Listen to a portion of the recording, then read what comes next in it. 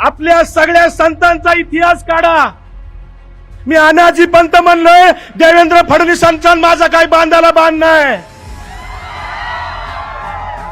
पण लढाई अनाजी पंताशी आहे याचं कारण इतिहासात आहे. मित्रांनो, आपल्या सगळ्या संतांना, आपल्या संत ज्ञानेश्वर महाराजांच्या आई वडिलांना देहांत प्रायचित्त घ्यायला लावणारे लोक कोण होते? आमच्या सावता माळीला छळणारे कोण होते? आमच्या चोखोबाला मंदिर प्रवेश नाकारणारे कोण होते? आमच्या सगळ्या संतांना छळणारे कोण होते? जगद्गुरु तुकाराम महाराजांची गाथा इंद्रायणीत बुडवणारे कोण होते? आमच्या छत्रपती शिवाजी राजांच्या राज्याभिषेकाला तुम्ही राजपुत्र नाही असं म्हणून विरोध करणारे कोण होते? आमच्या छत्रपती संभाजी राजांच्या काळामध्ये संभाजी राजांना छळणारे, त्यांना त्रास देणारे कोण होते? नव्हे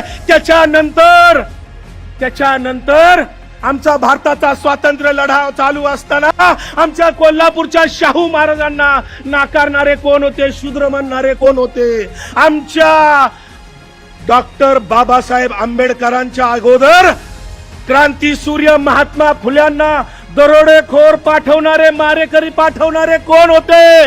ज्यांनी मुलींच्यासाठी शाळा काढली, महिलांसाठी शिक्षणाची द्वारं उघडली, त्या आमच्या सावित्रीबाईंच्या अंगावर चिखल फेकणारे कोण होते? दगड मारणारे कोण होते? अपमान करणारे कोण होते? त्याच्यानंतर आमच्या डॉक्टर बाबासाहेब आंबेडकरांना धर्मांतर करायला लावणारे कोण होते? ज्यांना बौद्ध धर्म स्वीकारावा लागला. त्याच्यानंतर ज्या या देशासाठी उघडा हिंडला, अहोरात्र हिंडला, ब्रिटिशाशी झुंजला, त्या आमच्या राष्ट्रपिता महात्मा गांधींचा खून करणारे कोण होते? नव्हे अलीकडच्या काळामध्ये आमचे समाज सुधारक डॉक्टर नरेंद्र दाभोळकर, कॉम्रेड गोविंद पानसरे, कलबुर्गी यांचा खून कुणी केला? मुस्लिमांनी केला काय? आमच्या 2 मराठी माणसांचे आज ज्यांचा स्मृती दिन आहे, स्वर्गीय बाळासाहेब ठाकरे यांच्या पक्षावर 50 खोक्यांचा दरोडा टाकणारे कोण होते?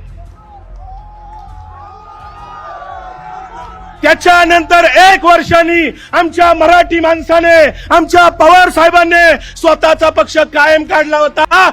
पूर्वी यस काँग्रेस होता, काँग्रेस होती, नंतर पवार साहेबांनी आता स्वतःच्या हिमतीवर राष्ट्रवादी काँग्रेस पक्ष काढला. त्या राष्ट्रवादी काँग्रेस पक्षावर दरोडा टाकणारे कोण होते?